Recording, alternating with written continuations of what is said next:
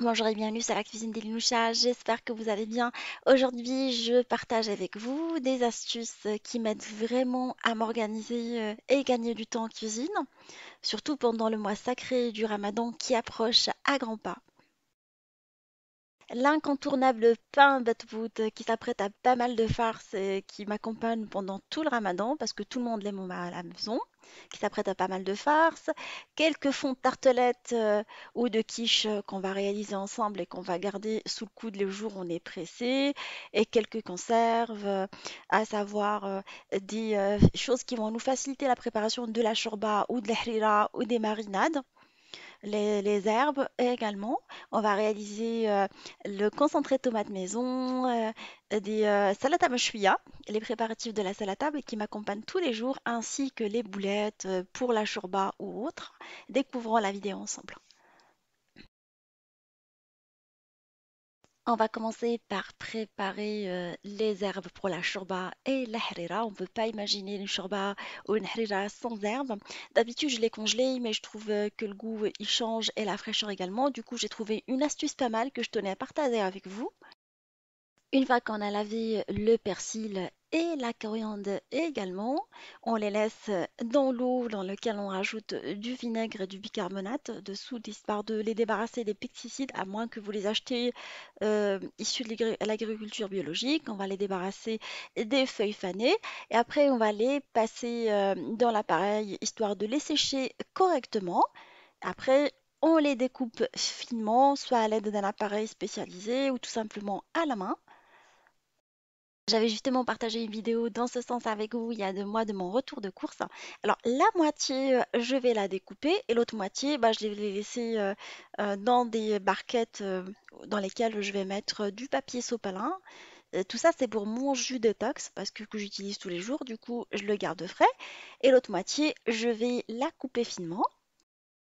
Une fois toute l'herbe découpée, alors je vais la mélanger avec de l'ail râpé ou écrasé, je veux dire, du sel et de l'huile d'olive.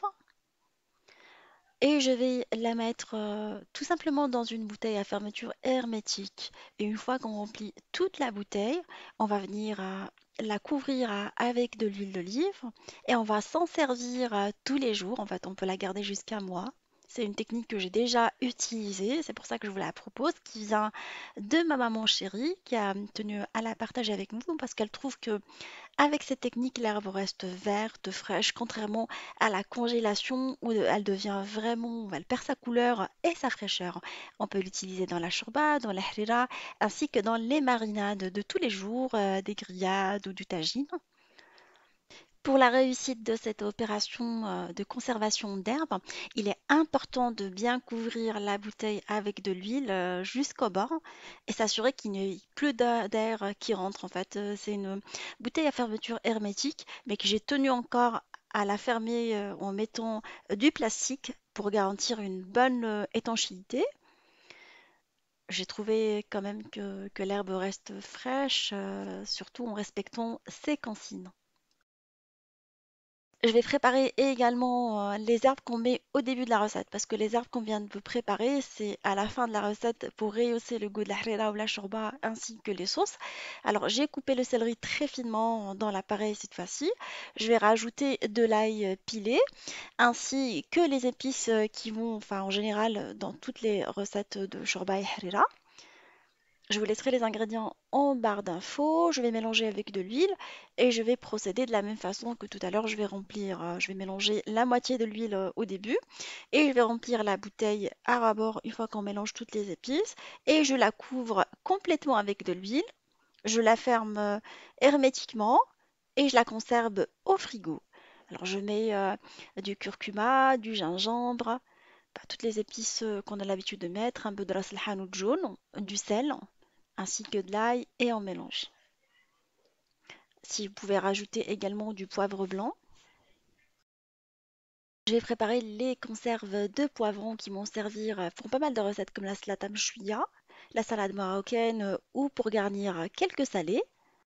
Je vais griller les poivrons dans un four préchauffé en mode grill sur les deux côtés. Alors je vais griller les rouges et les verts. Une fois les poivrons bien grillés, je les mets dans un sac plastique pour favoriser la condensation, ainsi que la peau, elle va s'enlever rapidement.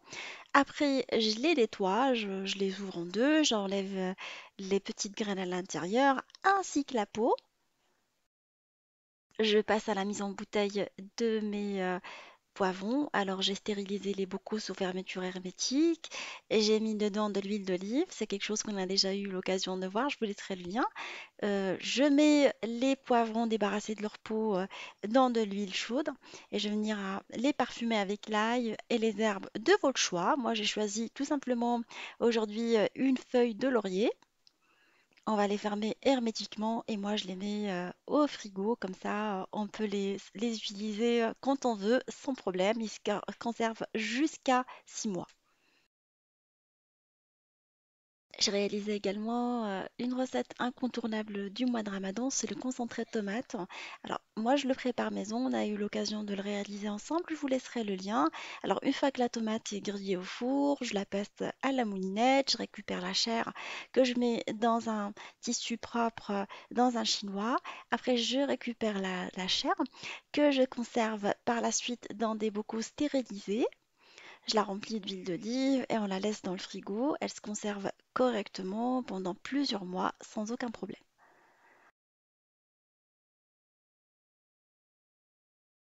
Là, on passe à la réalisation du pain batbout, incontournable pendant la table du mois de Ramadan. Alors, j'ai réalisé la pâte batbout, la pâte classique, selon ma recette de batbout inratable. Je l'ai laissée reposer et là, je vais venir la baisser à l'aide d'un rouleau à pâtisserie sur un plan de travail où j'ai mis de la semoule fine. Après, je vais les découper sous plusieurs formes. Vous choisissez les formes qui vous plaisent. On la laisse après reposer sur un linge propre en la couvrant. On la laisse pendant 20 minutes, pas plus, histoire qu'elle puisse gonfler à la cuisson. Parce que si on la laisse trop longtemps, le pain il va pas gonfler. C'est une des astuces du batbout inratable. Pour plus d'informations, je vous laisserai le lien. Pour la cuisson, alors j'ai opté pour une cuisson à la plancha qui garantit une température homogène, enfin pas trop haute, pas trop basse. Sinon, vous la mettez à cuire dans une poêle lourde tagine ou poêle antiadhésif à feu moyen en la retournant régulièrement pour garantir une cuisson homogène. Vous la laissez gonfler sur la première phase, après vous la retournez au bout d'une minute. Et voilà, tous mes petits pains sont maintenant prêts. Regardez, ils s'ouvrent correctement. Et voilà, je vais les congeler. Je congèle juste la quantité qu'on va utiliser. Je les mets par petites parts. Et pour la décongélation, je les décongèle 2 heures avant. Quand je commence à faire ma shorba, je les décongèle. Je les laisse à côté, comme ça, à côté de la shorba, comme ça, ils décongèlent tranquillement. Après, je les chauffe à la poêle et je les garnis avec la garniture du jour. Et voilà quelques garnitures de batbout. Je vais garnir avec la sauce algérienne, sinon vous mettez la sauce que vous aimez, une rondelle de tomate, une salade, ainsi qu'un steak haché qu'on avait congelé pendant le retour de course qu'on avait réalisé ensemble la dernière fois. Bah, j'en réalise des petits et des grands quand je fais le retour de course de viande, comme ça je les ai à portée de main facilement. Au poulet chicken tikka. Je vous laisserai le lien de la recette également avec une petite feuille de salade, de pouces de salade. Alors j'ai pris de la mâche pour changer. À la viande kebab mardour. C'est une recette qu'on a réalisée ensemble également pendant mon retour de course de la dernière fois. Alors, je voulais pas vous faire des recettes à répétition, c'est pour ça que j'ai pas préparé avec vous la viande, mais je vous laisserai le lien. Alors, je vais tartiner avec de l'harissa, je vais venir mettre une feuille de salade et je vais venir mettre le tagine kebab mardour ou kebab trahi. En général, la viande qu'on congèle, je la décongèle la veille, ainsi je peux la réaliser sans problème. Une autre farce qu'on va réaliser avec les épinards, des pousses d'épinards ainsi que des feta, une tranche de tomate pour garnir. Vous pouvez mettre la sauce de votre choix. C'est plein de fraîcheur et de saveur, je trouve. Autre astuce aussi, c'est de congeler la pâte magique qui va me permettre de réaliser pas mal de recettes comme des brioches salées, des tartes salées, des pizzas et pas mal de recettes qu'on a eu l'occasion de voir ensemble. Alors après la première levée, je la dégaze et je la mets dans des sacs plastiques et je la congèle par la suite. Je peux la décongeler la veille et la laisser dans le frigo. Ainsi, on peut l'étaler dans la journée une fois qu'on retourne de travail, histoire de pouvoir l'utiliser sans problème. On va préparer également des fonds de tarte salés. Je vais sabler la farine avec du beurre pommade. Je vais saler également parce que c'est un fond de tarte salé. Une fois que le tout est bien sablé, je vais ramasser avec du lait tiède. Alors, on ne travaille pas cette pâte, on la ramasse telle une pâte brisée. Après, on va la mettre dans un sac de congélation et on va la conserver au frigo pendant 2 heures. Après, on va la sortir et on va l'étaler entre deux feuilles de cuisson.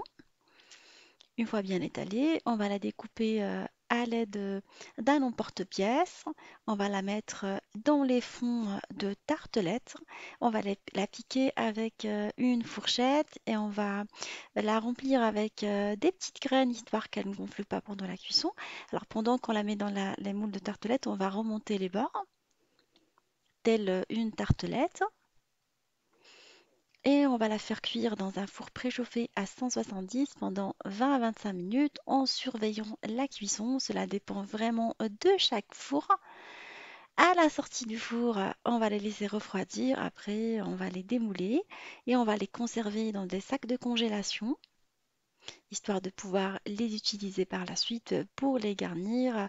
On aura l'occasion pendant le mois sacré du Ramadan de réaliser pas mal de recettes avec, promis. Là, on va passer à la réalisation d'une persillade provençale ou une recette qui va nous permettre de garnir pas mal de salés et de salades. Alors, le prix étant assez cher en commerce, du coup, j'ai pensé acheter les épices en gros et les réaliser moi-même. Alors, avec de la ciboulette séchée, de l'ail semoule, du persil séché. Je prends également de l'oignon séché, du flocon de piment ainsi que de l'échalote hachée et je vais mélanger tout ça. Vous pouvez la saler si vous voulez, moi je la sale pas. Ainsi, on va pouvoir garnir toutes nos préparations avec. Elle est assez pratique, croyez-moi.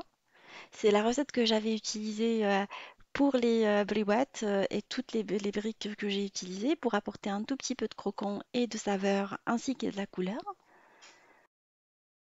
Une autre recette qui rentre dans la préparation des shorba et de la harira pendant le ramadan, c'est les pois chiches trempés la veille. Alors j'ai trempé une grande quantité à laquelle j'ai rajouté du bicarbonate. Je les ai mises dans des sacs de congélation et je vais les conserver au congélateur.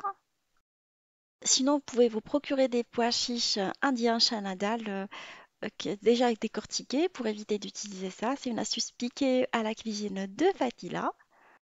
On les trouve facilement dans les magasins orientaux et dans les magasins indiens.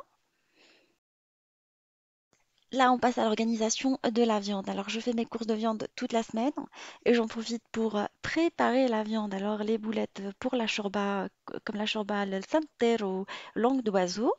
Je prépare également la viande pour la shorba. Alors, je prends de l'épaule de veau dégraissée que je trouve meilleure que l'agneau dans la shorba. C'est assez goûteux et en même temps, c'est pas gras. Alors, j'organise tout ça dans les petites barquettes. J'écris dessus viande pour shorba. Alors, je mets des petites quantités parce que qu'on n'est que trois à manger, du coup, ça sert à rien de mettre beaucoup. Et la shorba, je la garde pendant 2 jours. Je prends également des petits pilons de poulet pour réaliser la shorba bida ou la shorba blanche au poulet pour mon mardi. Il en raffole. Et je prépare également du blanc de poulet que je fais mariner pour les brochettes, ainsi que la kefta pour les brochettes, toutes ces choses-là qu'on a déjà eu l'occasion de préparer ensemble.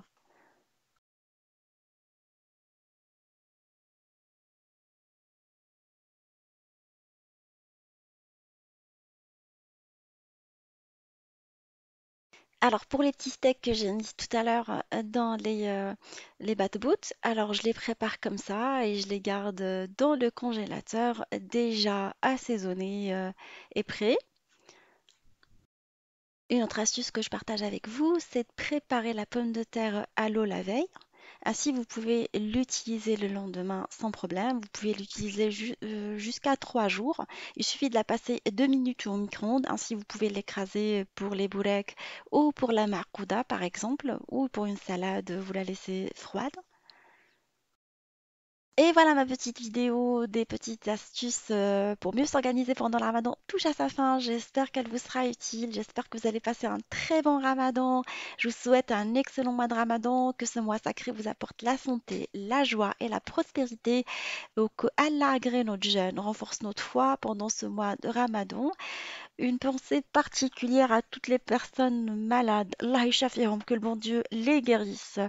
Une autre pensée aussi pour toutes les personnes qui passent le ramadan loin de leur famille. Je leur souhaite beaucoup de courage. Et à toutes les personnes, je vous souhaite vraiment beaucoup de courage aussi pour accomplir le mois de ramadan dans la joie et la bonne humeur, Inch'Allah. Je serai là avec quelques idées de Ramadan. N'hésitez pas à me poser vos questions et vos suggestions de menus. Je vous fais de gros gros bisous. Merci pour tous vos encouragements et vos messages. Et on se retrouve sur la cuisine de Linoucha avec des nouvelles recettes, un nouveau menu pour le Ramadan et à bientôt, Inch'Allah.